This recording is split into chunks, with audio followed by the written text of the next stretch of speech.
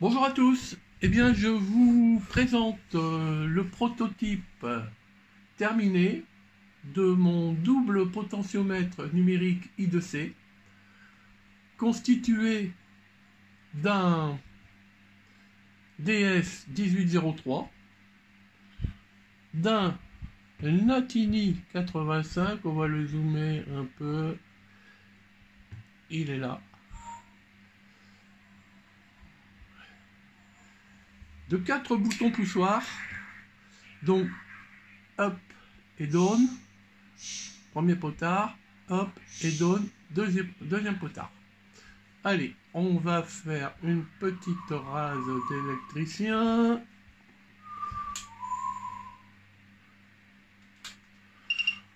Bon, je suis obligé de continuer. Attends, je vais arrêter le ventilateur, pardon.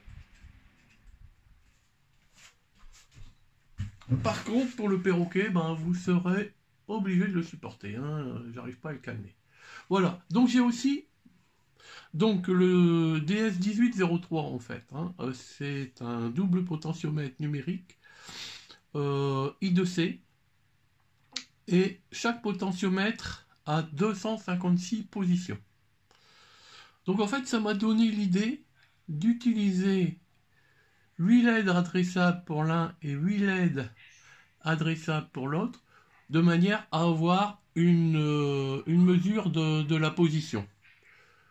Voilà, je pense que c'est pas mal. Donc alors ici, à gauche, nous avons les poids forts, et à droite, les poids faibles. Voilà, ici, nous avons le potentiomètre 0, la tension, et la position est représentée ici. Et inversement, là nous avons le potentiomètre 1 avec sa position ici. Le premier potentiomètre, je l'ai câblé dans un certain sens par rapport à l'alimentation, les deux extrêmes. L'autre, je l'ai câblé dans le sens inverse. Voilà. Donc, eh bien, allons-y. Alors oui, alors les boutons poussoirs, oui, j'ai 4 boutons poussoirs. J'ai 4 boutons poussoirs. Un bip. 2 néopixels de barrettes qui sont ici montés en série, donc c'est qu'une sortie. Par contre, j'ai deux signaux SDA et SCL pour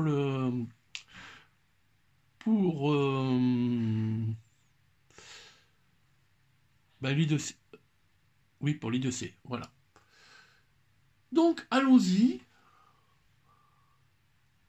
Alors, on démarre là-bas à 0,200. Ben, ça dépend quel type d'alim je mets. Hein. Donc, j'ai un écart de 20 millivolts par rapport à 0. Bon, je ne sais pas pourquoi, mais peu importe. Allons-y. Voilà. Là, j'ai la position 1 sur le premier potentiomètre.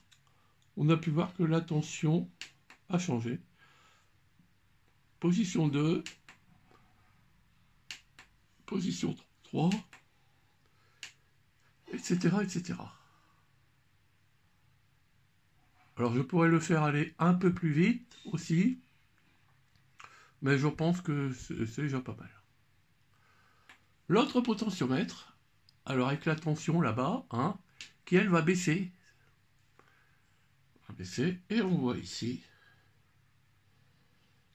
les positions du potentiomètre. Alors la particularité, hein, c'est pour les 4 boutons poussoirs. Les 4 boutons poussoirs sont montés que sur une seule entrée ANA. Donc j'ai fait un réseau résistif.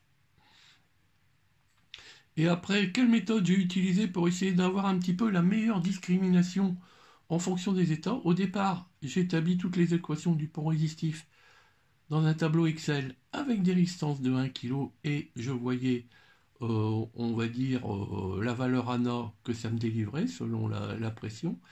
Et ensuite, ben, dans le tableau Excel, j'ai changé des valeurs de manière à avoir une bonne discrimination. Et oui, la méthode expérimentale, ça marche mieux, enfin, c'est des fois plus rapide, tout en marchant aussi bien que la méthode mathématique. J'aime bien les deux, mais voilà. Voilà. Donc, je ne sais pas ce que vous en pensez.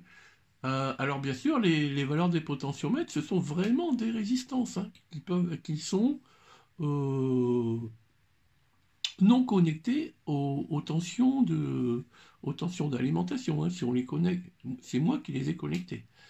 Donc ça pourrait être dans un réseau de résistance. Voilà, ça fonctionnerait aussi bien.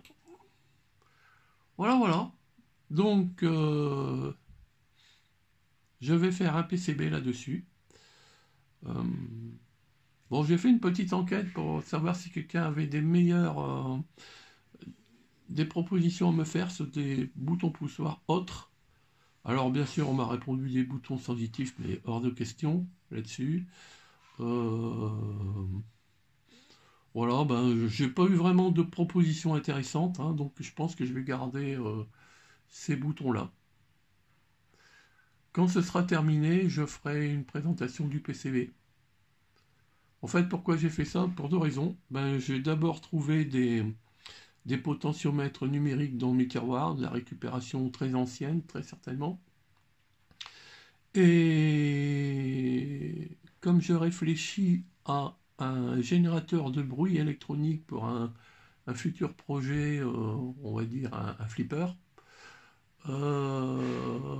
eh bien, je vais certainement devoir utiliser ça avec des générateurs de fréquences, etc., etc. Voilà, voilà. Merci beaucoup. À bientôt.